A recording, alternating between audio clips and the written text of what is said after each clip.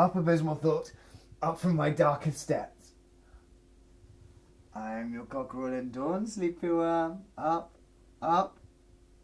My voice shall crow you awake. Loosen the fetters of your ears, for I want you to hear me up, up.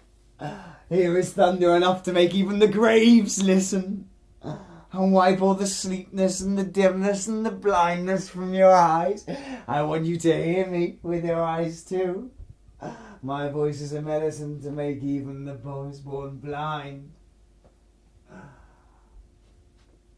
It is not my way to awaken great-grandmothers only to bid them go back to sleep. And are you moving and stretching and rattling? You shall not rattle. You shall speak to me. I, Zarathustra, the godless, commands you.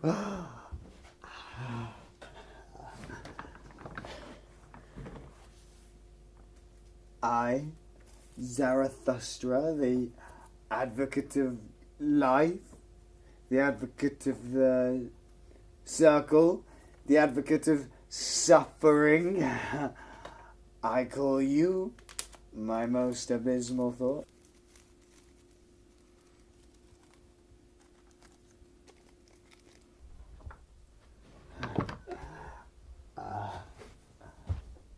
Come here. Give me your hand. don't. Disgust. Disgust. Disgust. Disgust. Woe is me.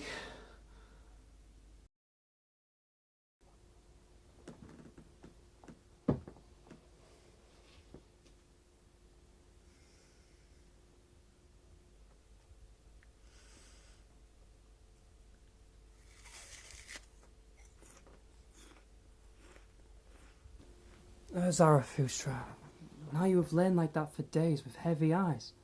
Will you not now get to your feet again? Step out of your cave. The world awaits you like a garden. All things long for you since you've been alone. All things long to be your physicians. Has perhaps a new knowledge come to you? A dark, bitter knowledge? You have lain like lavender. Your soul has risen and overflowed its brim. For me? How could there be an outside of me? There is no outside, but we forget that when we hear music.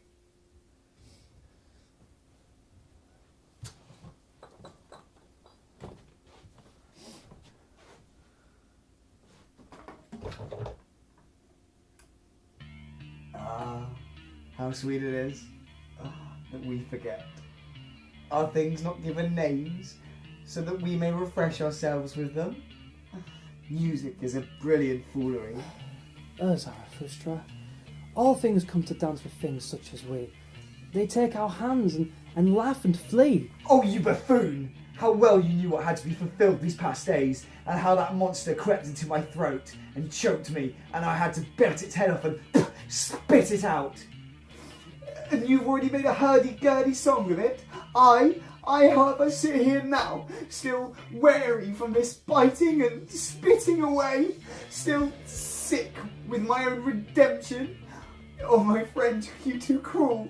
Did you desire to be a spectator of my great pain, as men do? For man is the cruelest animal. More than anything on earth, man enjoys tragedies and bullfights and crucifixions. And when he invented hell for himself, behold, it was heaven on earth. Man is the cruelest animal unto himself. With all those who call themselves sinners and bearers of the cross, they know of these sensual pleasures. It's all in the complaint and the accusation. And I myself, do I want to be the accuser of man? Ah, my friend, this alone I have learned, that the wickedness in man is necessary, that is the best in him, that all that is wicked in him is his best and his strength, and that man must grow better and wickeder. Alas, the wickedness is so very small. The great disgust at man, it choked me, and the prophet prophesied, it is all one, nothing is worthwhile. Knowledge chokes. A long twilight limps in front of me, a mortally weary, death-intoxicated sadness which speaks with a yawn. The man of whom you are weary, the little man, occurs eternally. The human earth became to me a cave. Its chest caved in, and every living being became to me human decay, and bones and mouldering past. My sighs sat upon the graves of man, and could no longer rise. My sighs and questions, and croaked and creaked and gnawed and wailed by day and night. Alas, man recurs eternally.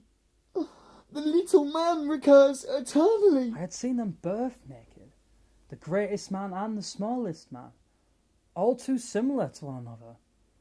Even the greatest was too human. The greatest is all too small. That was my disgust of man.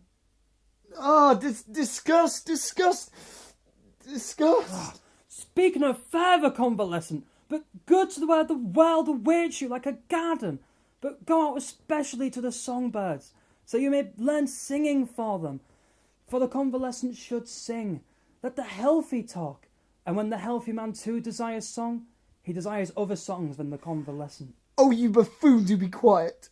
How well you know what comfort I devised for myself these last days.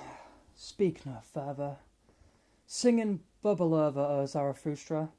Heal your soul with new songs, so that you may bear your great destiny.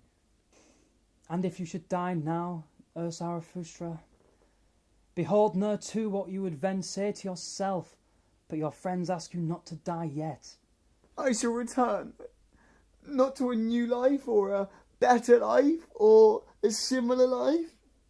I shall return eternally to this identical and self-same existence. And now the hour has come. He who is going down shall bless himself. Thus ends Zarathustra's downgoing.